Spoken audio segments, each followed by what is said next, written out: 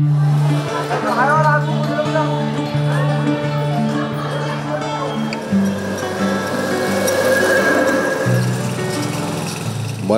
জেলার একটি ঐতিহাসিক শহর গৌরীপুর, যা একসময় ছিল জমিদারি শাসনের কেন্দ্র।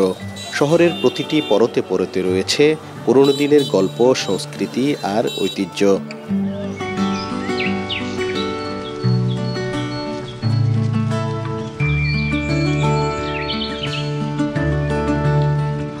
জমিদারদের গড়া অসংখ্য স্থাপনা, শিক্ষা প্রতিষ্ঠান এবং স্মৃতিস্মারক আজও এই শহরের গৌরবময় অতীতের সাক্ষ্য বহন করছে। 18 শতকের মাঝামাঝি জমিদার শ্রীকৃষ্ণ চৌধুরী এই শহরের গোড়াপত্তন করেন। এই শহরে একসময় ছিল জমিদারি শাসনের মহিমা, ছিল গৌরব, ছিল সৃষ্টির অন্তহীন সম্ভাবনা। কিন্তু আজ শতবর্ষী পৌরসভা, যার বয়স বেড়েছে কিন্তু আজও রয়ে গেছে অতীতের আবছা আলোয়।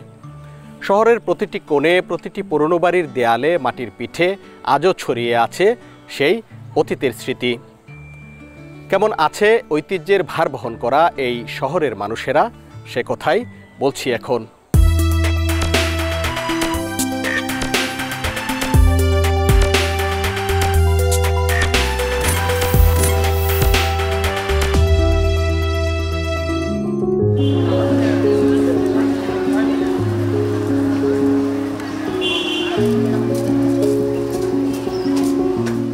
গৌরীপুরের নামকরণ নিয়ে রয়েছে ভিন্নমত। কারো কারো মতে জমিদার শ্রীকৃষ্ণ চৌধুরীর মেয়ে গৌরীর নামে নামকরণ হয় গৌরীপুর। আবার কেউ কেউ বলছেন গৌরীপুরের নামকরণ হয়েছে সনাতন ধর্মাবলম্বীদের দেবী গৌরীর নামে। এটি পৌরসভা হয় 1927 সালে। ঐতিহ্যের অনেক স্মারক বহন করছে এই গৌরীপুর, যদিও সেগুলোর এখন ভগ্নদশা। সারা গৌরীপুরটাই মানে জমিদারদের দখলে ছিল। তো সেই জমিদাররা চলে যাওয়ার পরে এইগুলো সব দখলমুক্ত হয়েছে। বিভিন্ন সরকারি বেসরকারি প্রতিষ্ঠান এগুলো হয়েছে। আর অনেক জায়গায় জমি আছে যেগুলো বেদখল হয়ে গেছে। অনেকগুলো পুকুর আছে, যে পুকুরগুলো কিছু সরকারের দখলে আছে। আর এইগুলো লিজ পত্তন নিয়ে নানান কেলেঙ্কারিও আছে এগুলোর সাথে। তো গৌরীপুরে যে জমিদার বাড়িগুলো, এইগুলি রক্ষণাবেক্ষণের খামখেয়ালিপনা বা আন্তরিকতা, এই সমস্ত ঘাটতি আছে। যে সমস্ত পরিত্যক্ত এই জায়গাগুলো, এইগুলি লিজ টিজ নিয়ে অনেকেই জায়গা টাকা মানে দখল টকলে নিয়ে স্থায়ীভাবে বসবাস করতেছে।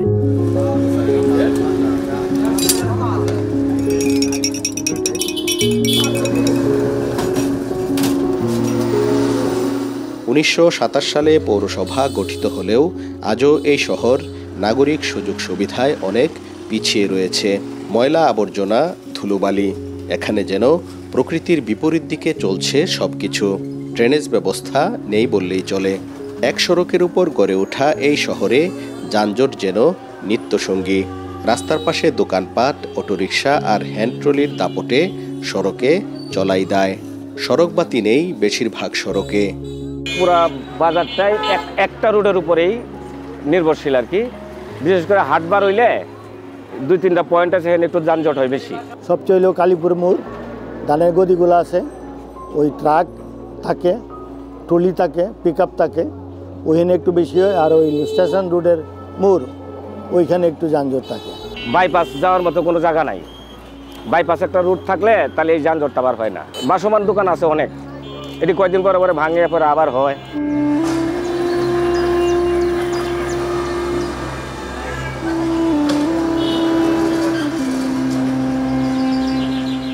প্রায় 15 বছর আগে 2 কোটি টাকার পাইপ ও মেশিন মাটির নিচে বসানো হলেও এক ফোঁটা পানি পায়নি শহরবাসী। দীর্ঘদিনেও পানি সরবরাহ প্রকল্পটি চালু করতে পারেনি পৌরসভা।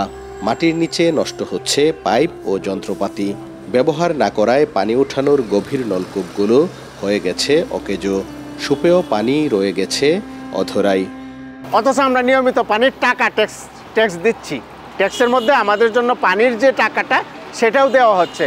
শুধু যেটা বাড়ছে আমরা বলতে পারি ট্যাক্সের বোঝাই বাড়ছে। আর এখানে পৌর সেবা বলতে প্রায় শূন্যের কোঠায়।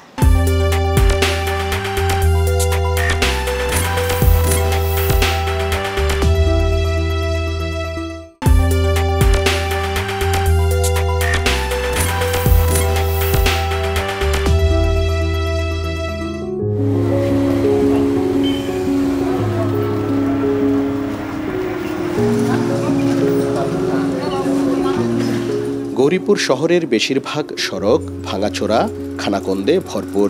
দীর্ঘদিন ধরে বেহাল গৌরীপুর শ্যামগঞ্জ সড়ক, গৌরীপুর শাহগঞ্জ সড়ক মেরামতে কোনো উদ্যোগ নেই। ভাঙা সড়কের ধুলোবালিতে আশপাশের বাড়ি ঘরে থাকাই দায়। গাছের পাতায় জমেছে ধুলোর আস্তরণ। রাস্তাঘাটের যে অবস্থা, বেহাল অবস্থা।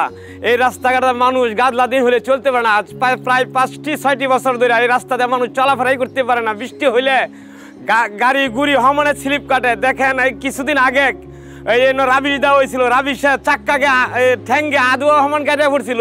অনেক সমস্যা হয়, যাত্রী উল্টে যায়। আমি নিজে উল্টে গিয়ে একদিন অসুস্থ হয়েছি, আমার পায়ে ব্যথা, অহনো ব্যথা আছে। কিন্তু আগে আমাদের মাঝে কি ছিল, জামা ঝাড়লে সাদা বালু বের হইতো, এখন লাল। আশেপাশে যে বাসা বাড়ি আছে, গাছপালা আছে, তার দিকেও আপনারা তাকাইলে দেখতে পারবেন বালু ছাড়া কিছু নাই।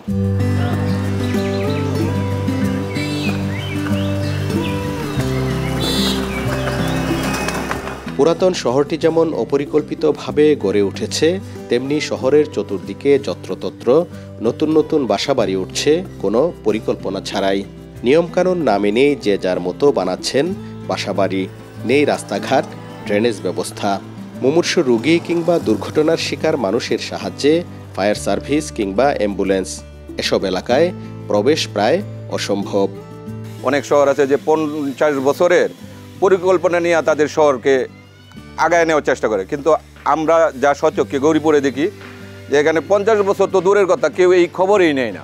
যে সুবিধাগুলো পাওয়ার কথা ছিল, যেমন রাস্তাঘাট, তারপরে পানির সুবিধা, মানে সুপেয় পানি, এই প্রকল্প হয়েছে, মানে স্থাপন হয়েছে, মাটির নিচে পড়ে আছে।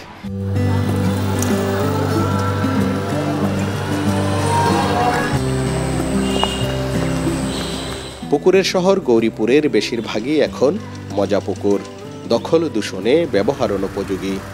খাল বন্ধ করিয়া অনেক পুকুর দিয়া অনেক ধরনের ব্যবসা বাণিজ্য মানুষ মাছের করিয়া সেরা এগুলো আপনি বন্ধের পানি আটকে থাকে, বিভিন্ন রাস্তার উপরে পানি উঠে পড়ে, যাতায়াত ব্যবস্থার সমস্যা হয়ে যায়। 20-25 বছর যাবৎ দেখি না কোনো উদ্যোগ কেউ নিতে, যে এটা পরিষ্কার করবে, স্বচ্ছ হবে, এরকম দেখি না। আর বিভিন্ন জায়গায় এটা দখল হয়ে গেছে, দোকানপাট অনেকেই করছে। কেলার মাঠের ওই পাশ দিয়ে একটা খাল আছে, ওই খালটা এখন ভরাট হয়ে গেছে। এখানে ব্যক্তি উদ্যোগে, পৌরসভার উদ্যোগে একটা মার্কেট করা হয়েছে। এর ফলে এখানে পানি যাওয়াটা এখন ফলে আটকা পড়ছে, ফলে জলাবদ্ধতা সৃষ্টি হয়েছে। 2023 সালে যে বন্যা হয়, অতিবৃষ্টি হয়, এর ফলে প্রচুর জলাবদ্ধতা, বিশেষ করে সতীশা এলাকা, ওই রেল লাইনের দক্ষিণ পাশে এই এলাকাটা জলাবদ্ধতায় ভরে যায়, মানুষের ফসল ক্ষতিগ্রস্ত হয়। এখানে জমিদার আমলে অনেকগুলি পুকুর ছিল যেগুলি পানি ধারণ করতো। এইগুলি ব্যক্তি উদ্যোগে উপরে উঠেছে, সরকারি উদ্যোগে, প্রতিষ্ঠান করার উদ্যোগে, স্থাপনা করার উদ্যোগে এগুলি বড় উঠেছে।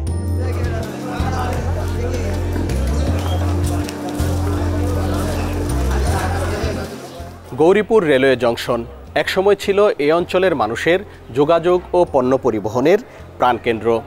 অসংখ্য ট্রেনের শব্দ, যাত্রীর পদধ্বনি আর হইচয়ে মুখর থাকত সবসময়।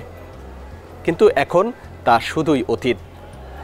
ট্রেনের সংখ্যা কমেছে, স্টেশনের সুনামও ম্লান হয়েছে। কথাসাহিত্যিক হুমায়ুন আহমেদ তার গৌরীপুর জংশন উপন্যাসে এই রেল স্টেশনের জীবন্ত চিত্র তুলে ধরেছিলেন, কিন্তু আজ তার রূপ হারিয়ে বিবর্ণ।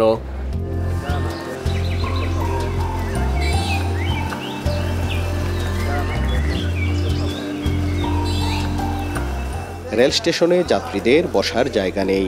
সামান্য বৃষ্টি হলেই প্ল্যাটফর্মের টিনশেড চুয়ে পানি পড়ে। ফুটওভার ব্রিজের পাটাতন ভেঙে পড়েছে অনেক দিন। শতবর্ষী এই রেলওয়ে জংশন রিমডেলিং স্টেশন করার কথা শোনা গেলেও তা আলোর মুখ দেখেনি এখনো। স্টেশন আসলে অপরিষ্কার, যেটা বলাই আসলে যায় না। একটা পাবলিক টয়লেট ছিল, ওইটাও আজকে অনেক বছর ধরেই ভাঙ্গা, কোনো ব্যবস্থা নেওয়া হয়নি। বৃষ্টি আসলে স্টেশনে সাধারণ পাবলিক বসার মতো কোনো স্থান নাই। এই লাইনে, আমাদের লাইনে অনেক মাল যাতায়াত করতো, ট্রেন চলাচল অনেকটাই কম, যার কারণে যাত্রীদেরও অনেক ভোগান্তি হয়। আর মাল যাতায়াত করতে পারে না, যাত্রীদেরও অনেক অসুবিধা হয়। এখন যেটা দেখতেছেন সেটা একটা মৃত প্রায় আর কি, জীবন মৃত স্টেশন। এখন আর তো লোকাল ট্রেনের সংখ্যা আপনার অর্ধেকের নিচে নেমে আসছে। একটা মেল ছিল ইসাকা এক্সপ্রেস, সেটাও এখন আর চলে না, যেটাতে সরাসরি ঢাকা যাওয়া যেত এখান থেকে ভৈরব হয়ে, সেটা এখন আর নাই।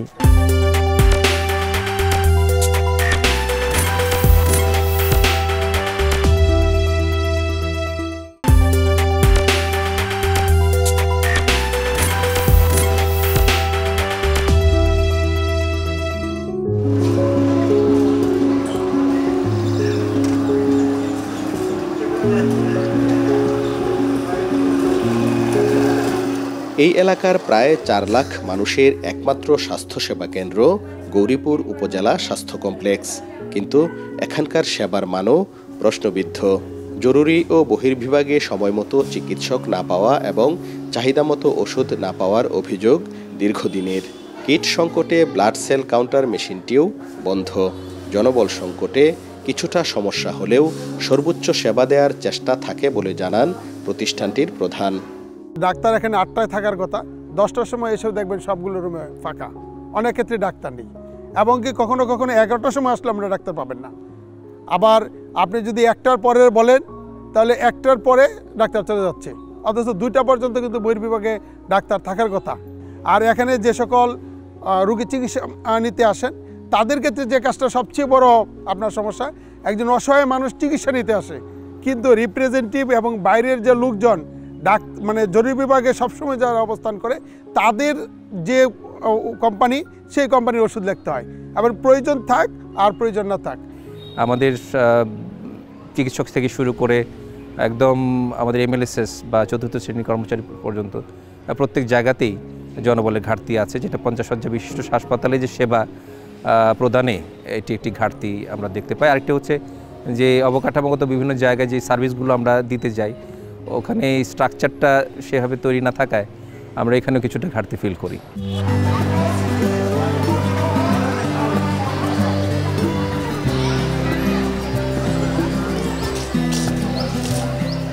শিক্ষার জন্য গৌরীপুরের বেশ নামডাক জমিদার আমল থেকেই। পরবর্তীতে প্রয়োজনের তাগিদে আরও অনেক শিক্ষা প্রতিষ্ঠান গড়ে উঠলেও মানসম্মত ও গুণগত শিক্ষা নিয়ে রয়েছে প্রশ্ন। শিশু শিক্ষার মানসম্মত প্রতিষ্ঠানেরও অভাব রয়েছে এখানে। গুণগত শিক্ষা দেওয়ার প্রকৃত যে উপাদান তার হলো শিক্ষক। তো শিক্ষক নিয়োগের ক্ষেত্রে আমার মনে হয় যে সরকার আর একটু ভেবে দেখা উচিত যে শিক্ষাতে যেন ভালো স্টুডেন্টরা আসে, শিক্ষার সুযোগ সুবিধা যদি বৃদ্ধি না করে, শিক্ষার ক্ষেত্রে এসে যদি স্বাচ্ছন্দ্যে তারা তাদের যে স্যাটিসফ্যাকশন সেটা যদি না পায়, তাহলে কিন্তু গুণগত শিক্ষকরা আসবে না। আর যদি না আসে, শিক্ষাটা হলো সবচেয়ে বেশি গুরুত্বপূর্ণ। শিক্ষার উন্নয়ন মানে সকল দিকে উন্নয়ন হবে। তো সেইখানে যেন ভালো আকর্ষণীয় পরিবেশ সৃষ্টি করা, যাতে মেধাবী ছেলেমেয়েরা শিক্ষক হিসেবে আসে।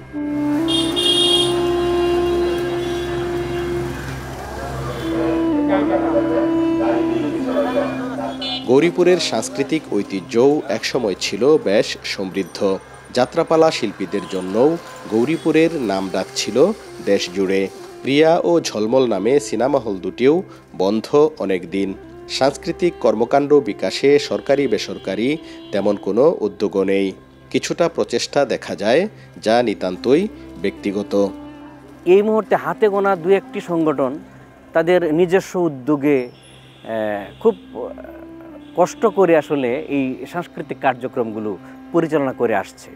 অনেক কিছুরই অভাব আছে, ব্যক্তিগত পর্যায়ে তো অনেকের সেই স্বাবলম্বনটা থাকে না, যে কারণে যে ধরনের ফেসিলিটিসের প্রয়োজন পড়ে অনেক কিছুই আমরা যোগান দিতে পারি না, যে কারণে আমাদের এইটা ধীরে ধীরে আসলে তলানির দিকে চলে যাচ্ছে। এদিকে নাগরিক সুবিধা নিশ্চিত করতে কাজ চলছে বলে জানান গৌরীপুর পৌরসভার প্রশাসক। সড়ক মেরামত, যানজট নিরসন, ড্রেনেজ সিস্টেম শক্তিশালী ও পানি সরবরাহ ব্যবস্থা চালু করতে দ্রুত উদ্যোগ নেওয়া হবে বলেও জানান তিনি। খাল ও পুকুর দখলদারদের বিরুদ্ধেও শুরু হবে অভিযান। তো আমি যখন এসেছি একদম বর্ষাকাল, তো আমরা চেষ্টা করেছি যে একবারে তো আমরা সব কিছু পেরেছি এটা আমি বলবো না। ভালুকা খাল, ওই খালটা আমরা পরিষ্কার করিয়েছি। তারপরে হচ্ছে অনেক ড্রেনেজেরও পরিষ্কার পরিচ্ছন্নতার কিছু কাজ করেছি। তো এখন আমরা কিছু খাল খনন করার বিষয়েও আমরা চিন্তা ভাবনা করছি। আর হচ্ছে আপনার মানে বিশেষ করে জলাবদ্ধতাটা তো একটা মানে মারাত্মক সমস্যা, তো আমরা এই সিজনটা কাজে লাগানোর একটা প্ল্যান আমাদের আছে।